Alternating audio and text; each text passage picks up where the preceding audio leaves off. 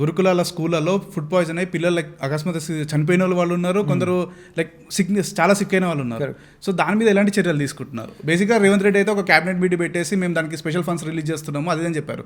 Still no ఇప్పుడు ground లెవెల్లో నేను రీసెంట్గా వెళ్ళి నేను చూసింది అక్కడ ఇప్పటికీ వాళ్ళు క్వాలిటీ ఆఫ్ రైస్ రావట్లేదని చెప్పేసి కొన్ని కంప్లైంట్స్ ఉన్నాయి.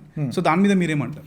విజయ్, ఒకటి గత పరిపాలనకి ఈ పరిపాలనకి బేరీజ్ వేయాలని ఇందాక కూడా నేను చెప్పిన. ఎలక్షన్స్ కంటే జస్ట్ బిఫోర్ ఒక 9 monthsని గిట్ట మనం తీసుకుంటే సుమారు 2000 పైచలకు కేసెస్ అయిన ఉండే.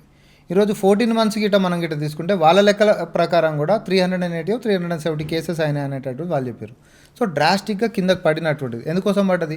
పెరిగితే నువ్వు దీని కంప్లైంట్ లెక్క, తగ్గుతుంది అని అంటే ఏడాదిని అంత తగ్గించగలిగినామంటే రానున్నటువంటి కాలంలో మొత్తమే ఉండొద్దు అనే దాని మీద సీఎం గారు హైయెస్ట్ రివ్యూలు తీసుకొని టాస్క్ ఫోర్స్ కమిటీ అంటుంది, టాస్క్ ఫోర్స్ కమిటీ ఏర్పాటు చేసిండు. అంతేకాదు అక్కడ కిచెన్కి సంబంధించి ఒక ఇన్ఛార్జ్ని పెట్టిండు. దేనికోసం పెట్టిండు?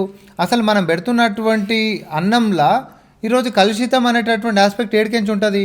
ఎవరైతే ఇన్ఛార్జ్ ఉంటాడో ఆ ఇన్ఛార్జ్ పిల్లలతో పాటే తినాలనేటటువంటి నియమం కూడా పెట్టిండు. సో ఇది చిత్తశుద్ధితోటి నేనేమంటున్నా, గత 10 సంవత్సరాలల్లో ఇదే కలుషిత ఆహారం తింటున్నటువంటి గురుకులాల పిల్లల మీద ఒక రివ్యూ పెట్టినటువంటి చరిత్ర ఒకటి చూపెట్టు నాకు ఉందా ఎప్పుడన్నా? లేదు. కానీ మనం వచ్చిన తర్వాత తగ్గుదలతో పాటు తగ్గుతున్నటువంటి దాంతోపాటు ముఖ్యమంత్రి గారి చిత్తశుద్ధి కూడా మనకు అక్కడ కనిపిస్తుంది అని అంటున్నాను. ఎందుకంటే మండల్ లెవెల్లో కూడా ఆఫీసర్లు దానికి ఇన్ఛార్జ్లు ఉన్నారు.